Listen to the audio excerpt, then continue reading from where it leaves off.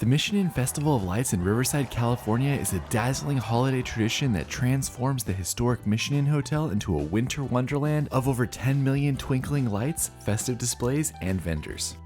Recognized as one of the best holiday light shows in the country, it's one of my favorite things to do each Christmas, and here's all the information. If you want to know where to park, I'll leave a link to a parking map in the description. And if you want to know where to eat, I recommend heading to the Food Lab, which is a food hall with dozens of different places for you to choose from.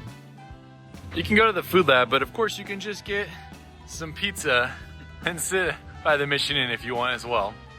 In this video, we're walking the entire main street, which is where all the festivities are, and then heading to the Mission Inn at the end.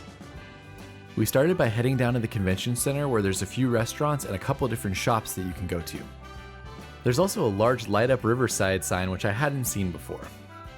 And right here next to the Marriott and the convention center and the Riverside sign is the end on this side.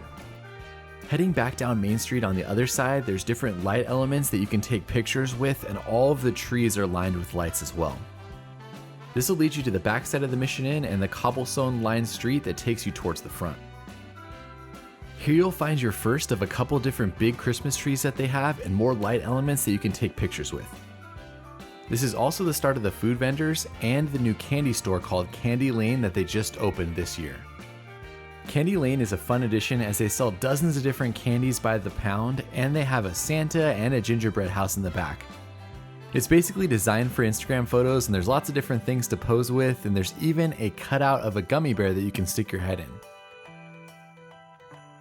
Continuing on, you'll cross the street at Mission Inn Avenue and you'll see the large California Tower on the right hand side with its massive tree on the side of the building. Here you'll find more light up displays to take pictures with, including reindeer and a big Christmas tree box that you could walk into and seem to be one of the most popular for taking photos. This is probably the area that people spend the most amount of time, as there's lots of restaurants here and there's some tables that you can sit at and just enjoy the views. Next up, you can cross the street at University Avenue and head down towards City Hall.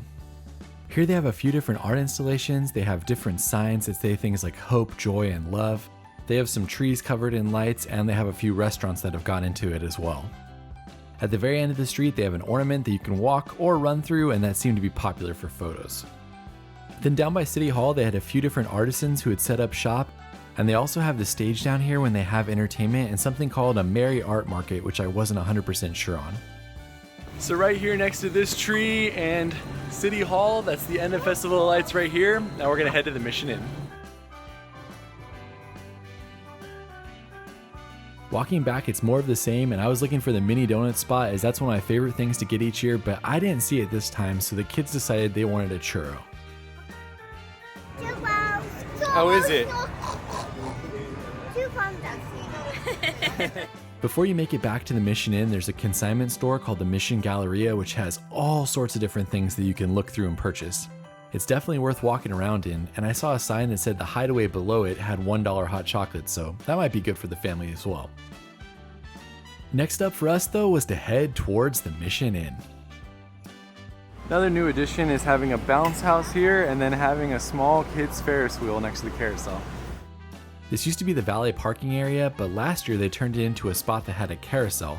Apparently it must have done so well that they added more rides in, like the Ferris wheel and a bounce house. This is pretty fun. You get some good views of the Mission Inn, but it is $8 a person to ride this ride. I like it. The little Ferris wheel was a huge highlight for my kids, and I actually liked it as well, as you got some cool views of the Mission Inn when you were up at the top.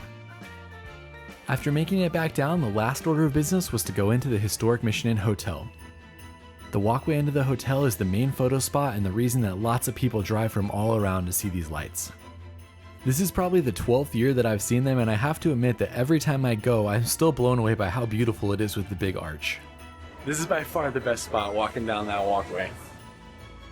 Note that if you come on a weekend or if you come closer to Christmas, this is also where there'll be hundreds of people trying to take a photo. It's always hit or miss whether they'll let you into the Mission Inn, but when I went on a weekday, they were letting people in. I wouldn't plan on that happening though, as they usually shut this off, especially on the busy weekends. If you are able to go in though, go into the courtyard and see the beautiful lights that they have on display, and then walk through the main area of the Mission Inn where they have dozens of Christmas trees all decorated differently. It honestly is an incredible hotel to see during Christmas time, and I would love to stay here and see how that is.